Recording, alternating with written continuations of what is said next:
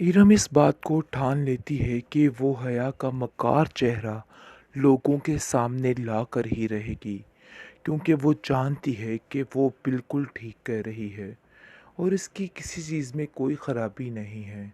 हर तरफ से परेशानियों ने उनको घेरा डाला हुआ है और हर चीज़ ख़त्म कर दी हुई है।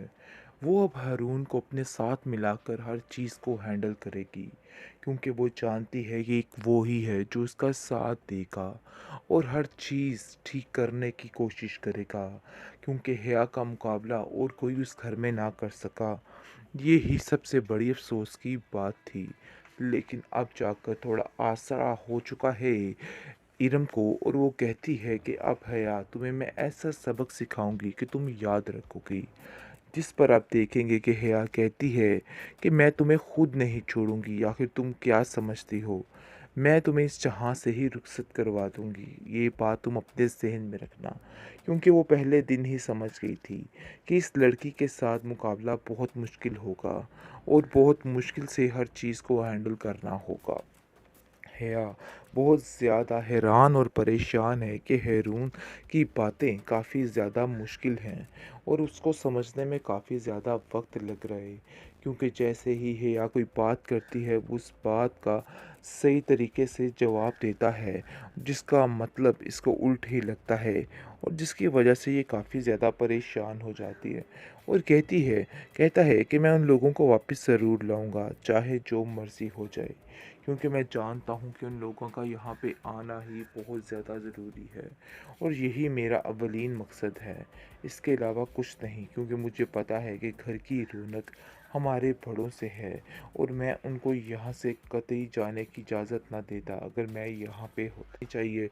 मैं तुम्हें कुछ गलत मशवरे नहीं दे रही, बल्कि तुम्हें जो कुछ समझाने की कोशिश कर रही हूँ ना, वो बिल्कुल सच है।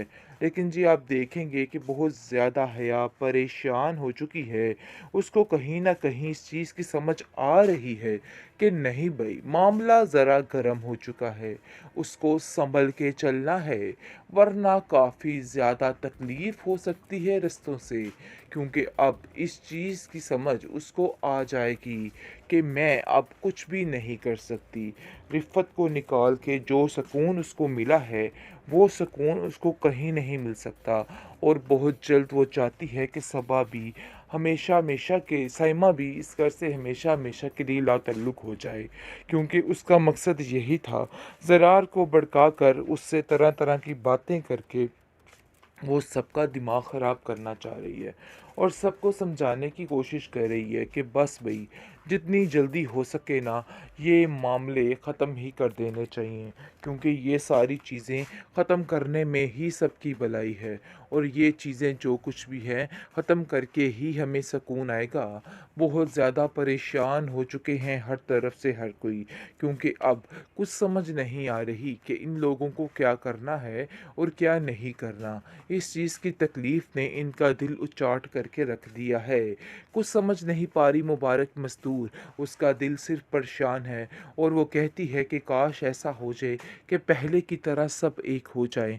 लेकिन जब तक हया इस घर में है, यहाँ पे कुछ ठीक नहीं हो सकता है। ये तो 100% हकीकत है, क्योंकि ये औरत इस काबिल नहीं है कि इसके साथ कुछ भी अच्छा किया जाए या कुछ भी अच्छा हो।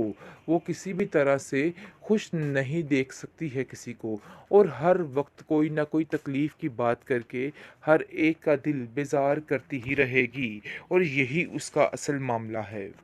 हया मैडम की होने वाली है छुट्टी, क्योंकि आ चुका है आदम चचा का बेटा।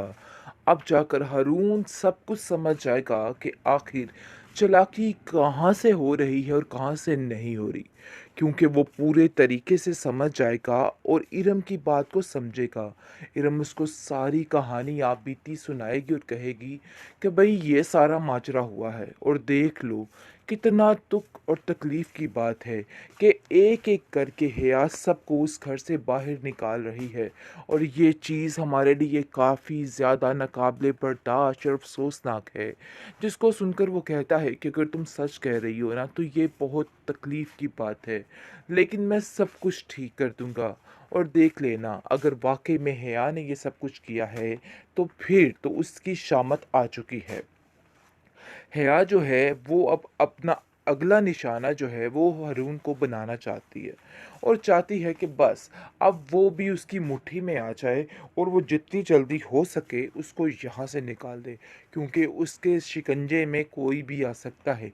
अब वो अपना अगला वार जो है वो हारून को करना चाहती है और बात पे बात पर हारून को खिलाफ करने की कोशिश करेगी सबके, और उसको भड़काने की कोशिश करेगी कि अच्छा है कि तुम्हारे रास्ते साफ़ हो चुके हैं, क्योंकि अगर वो लोग यहाँ पे होते तो तुम्हें ये प्रोटोकॉल नहीं दिया जाता, उन लोगों की ही सुनी जाती। लेकिन वो भी साफ साफ उसको जवाब दे देगा और कहेगा कि ये घर सबसे मिलके बना हुआ था। मैं उन लोगों को दोबारा वापस लेके आऊँगा जो लोग इस घर से जा चुके हैं। ये चैलेंज है मेरा। जिसको सुन के शदीद गुस्से में आ जाती है और वो कहती है, कैसी बातें कर रहे हो तुम? अरे भाई, वो लोग सब अपनी मर्ज़ी से यहाँ से गए हैं और तुम कैसे उनकी इतनी तारीफ़ कर सकते हो? तुम्हें इन बातों की समझ आ जानी चाहिए। मैं तुम्हें कुछ गलत मशवरे नहीं दे रही, बल्कि तुम्हें जो कुछ समझाने की कोशिश कर रही हूँ ना, वो बिल्कुल सच है। लेकिन जी आप देखेंगे कि बहुत ज़्यादा हया परेशान हो चुकी है। उसको कहीं न कहीं इस चीज़ की समझ आ रही है कि नहीं भई, मामला ज़रा गर्म हो चुका है। उसको सँभल के चलना है, वरना काफ़ी ज़्यादा तकलीफ़ हो सकती है रास्तों से। क्योंकि अब इस चीज़ की समझ उसको आ जाएगी कि मैं अब कुछ भी नहीं कर सकती।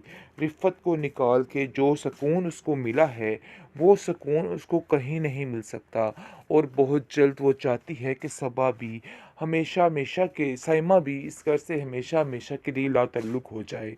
क्योंकि उसका मकसद यही था, ज़रार को भड़काकर उससे तरह-तरह की बातें करके वो सबका दिमाग ख़राब करना चाह रही है और सबको समझाने की कोशिश कर रही है कि बस भई, जितनी जल्दी हो सके ना ये मामले ख़त्म ही कर देने चाहिए, क्योंकि ये सारी चीज़ें ख़त्म करने में ही सबकी भलाई है और ये चीज़ें जो कुछ भी है ख़त्म करके ही हमें सुकून आएगा।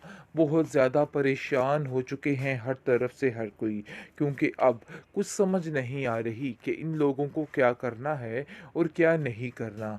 इस चीज़ की तकलीफ़ ने इनका दिल उचाट करके रख दिया है। कुछ समझ नहीं पा रही मुबारक मस्तूर, उसका दिल सिर्फ़ परेशान है और वो कहती है कि काश ऐसा हो जाए कि पहले की तरह सब एक हो जाएँ। लेकिन जब तक हया इस घर में है, यहाँ पे कुछ ठीक नहीं हो सकता है। ये तो 100% हकीकत है, क्योंकि ये औरत इस काबिल नहीं है कि इसके साथ कुछ भी अच्छा किया जाए या कुछ भी अच्छा हो। वो किसी भी तरह से खुश नहीं देख सकती है किसी को, और हर वक्त कोई ना कोई तकलीफ़ की बात करके हर एक का दिल बेज़ार करती ही रहेगी, और यही उसका असल मामला है।